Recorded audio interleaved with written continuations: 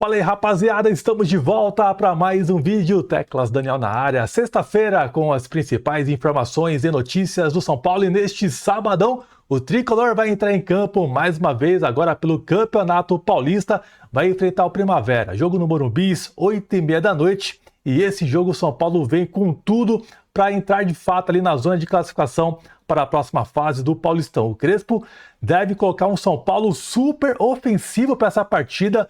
Luciano deve estar à disposição também, deve iniciar no banco de reservas, e a escalação do Crespo vai dar o que falar nesse sabadão, se for de fato essa escalação que eu vou trazer para vocês. Falar também referente ao mercado da bola do São Paulo, hein? Situação do Alisson, e teve uma reviravolta referente ao Alan lá do Flamengo, Marcos Antônio, que história é essa? Lucas Ramon apresentado e foi revelado detalhes do cartão corporativo do ex-presidente do São Paulo, o blogueirinho Júlio Casares. Vamos trazer detalhes para vocês aqui nesse vídeo. Mas antes, já te convido para subir o likezão, se inscrever no canal para você aí que ainda não é inscrito, e também dar aquela hypada no vídeo que fortalece demais o nosso conteúdo aqui na plataforma. Então partiu então para a escalação de amanhã. O Crespão ousado, hein, rapaziada? Para quem comentava aí, inclusive eu, em alguns momentos, que o Crespo mostrava uma certa covardia, dessa vez aí ele vai surpreender se de fato o São Paulo entrar com Rafael no gol, Mike, Sabino, Arboleda e Wendel, Marcos Antônio, Danielzinho, Lucas Moura, e na frente 3 atacantes com Luca, Caleri e Ferreirinha. Essa é a provável escalação do São Paulo. E aí, você curtiu essa escalação? Comenta aqui embaixo, quero muito o seu palpite para essa partida, e já vou soltar para vocês aqui o meu palpite, hein? 3-0 São Paulo, fora os ameaços. Uma boa escalação, né? Ousada, ofensiva, curti bastante, linha de 4, o Crespo modificando o São Paulo, dependendo dos confrontos, e é assim que tem que ser o treinador, tá? De parabéns o nosso Hernan Crespo. Rapaziada, e hoje foi apresentado o Lucas Ramon, lateral direito do São Paulo, que vem para reforçar aí o nosso time. O São Paulo conseguiu entrar em um acordo lá com o Mirassol, né? Como vocês sabem, e hoje ele foi apresentado e vai usar a camisa de número 19, rapaziada. Lucas Ramon chegando, muito feliz, contente aí com esse momento em sua carreira, com 31 anos de idade, agora trabalhando no São Paulo, né? O cara tá super feliz e empolgado para dar resultado e mostrar o seu futebol. Questionado sobre escolher o São Paulo, ele disse que o São Paulo tocou no coração dele. Palavras do Lucas Ramon na coletiva de apresentação no dia de hoje. E também na mesma entrevista, o Rui Costa acabou falando que teve um time aqui de São Paulo que foi atrás dele, né? Tentou ali contratar, mas ele deu a preferência pelo São Paulo. Segundo a nossa apuração, esse time é o Corinthians. O Corinthians tentou contratar o Lucas Ramon, mas ele optou por jogar no tricampeão mundial. E ele disse também na coletiva que ele trabalhou com o Danielzinho em 3 clubes, então já existe um certo entrosamento entre os dois, uma certa adaptação, e certamente tem tudo para dar certo. O Lucas Ramon, o nosso tricolor, mostrou muita seriedade, comprometimento, bastante legal. E só uma curiosidade referente ao Danielzinho, ele nem tem rede social, não curte esse tipo de coisa, até deu uma declaração que ele não tem rede social. Isso é legal, né? Mostra que o cara de fato é muito comprometido com o seu trabalho. Rapaziada, vamos falar primeiramente aqui do Casares, né?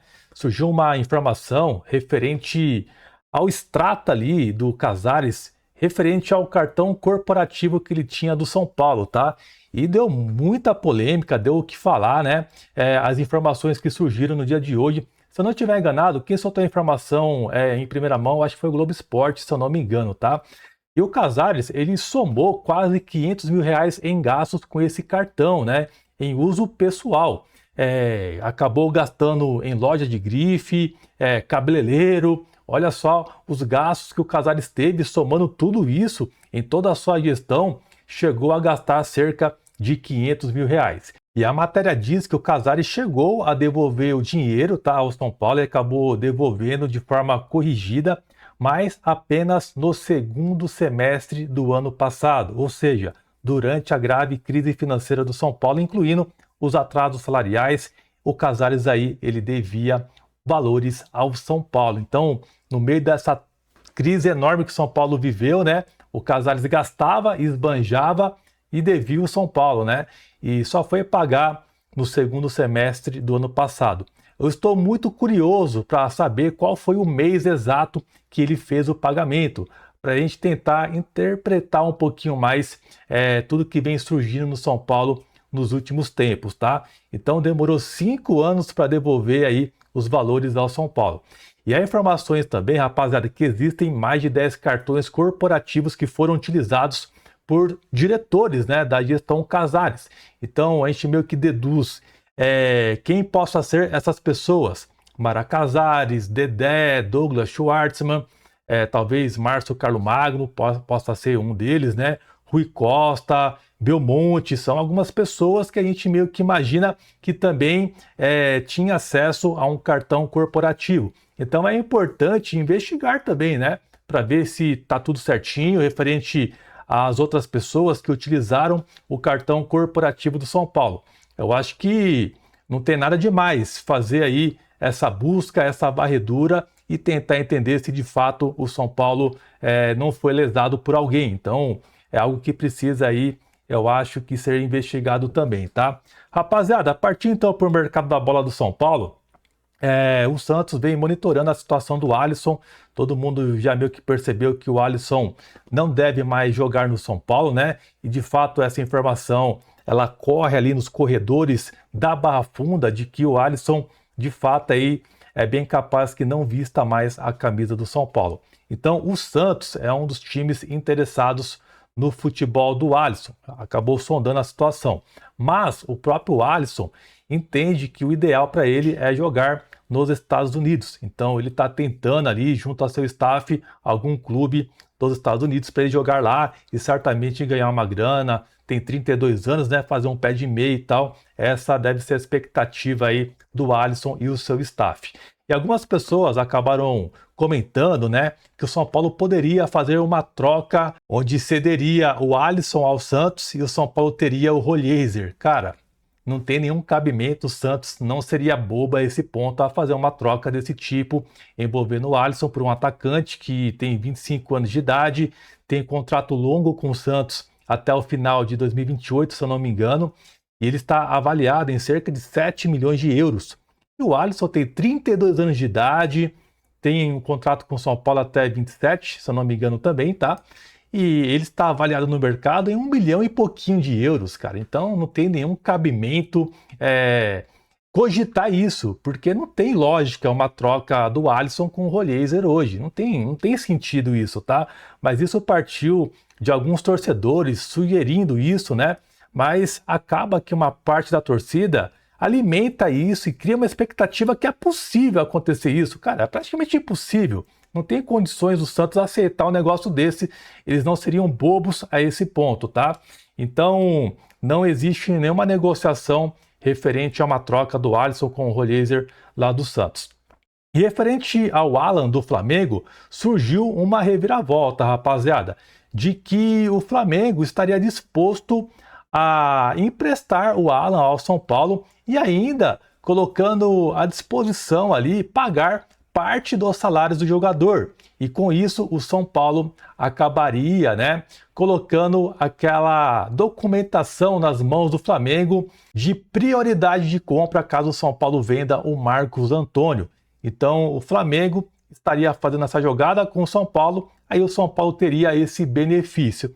Aí eu acho que o negócio meio que muda um pouquinho, tá? Uma eventual vinda do Alan para o São Paulo. Aí o São Paulo não seria obrigado a vender o jogador. Caso o São Paulo acabe em algum momento decidindo, daqui a 1, 2 ou 3 anos, vender o Marcos Antônio, aí o São Paulo acionaria o Flamengo e iria falar, ó, estou disposto nesse momento a vender o jogador, quer comprar? Daí o Flamengo tomaria a sua decisão. Então, eu acho que o São Paulo não tem nada a perder com isso, tá? Porque o São Paulo, dando essa preferência de compra, não quer dizer que o São Paulo vai vender o Marcos Antônio. Então, tem esse ponto importante, o São Paulo ganharia um jogador, né, por empréstimo, e sendo que o Flamengo iria pagar parte dos salários.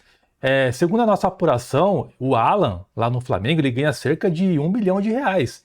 Então ajudaria muito o São Paulo, o Flamengo pagar parte dos salários do jogador. O Vasco entrou como interessado no atleta, mas ele tem a preferência pelo São Paulo. Ele quer muito jogar no São Paulo e, cara, o tempo está passando. É bem capaz desse jogador pintar no São Paulo em algum momento, vista aí essa boa relação da diretoria do São Paulo com a do Flamengo. O jogador quer jogar, tá meio que parado, né? Então o tempo tá passando e o Flamengo também tem a perder tendo um jogador lá parado no seu time sem ser aproveitado. Então eu acho, rapaziada, pelo meu feeling aqui, que agora o negócio do Alan pode acabar aí destravando e podemos ter uma reviravolta e ele acabar pintando aqui no São Paulo. Vou ficar por dentro, qualquer detalhe a mais eu volto e atualizo vocês. Vou ficando por aqui, esse é o vídeo, um grande abraço e até a próxima. Valeu, tamo junto!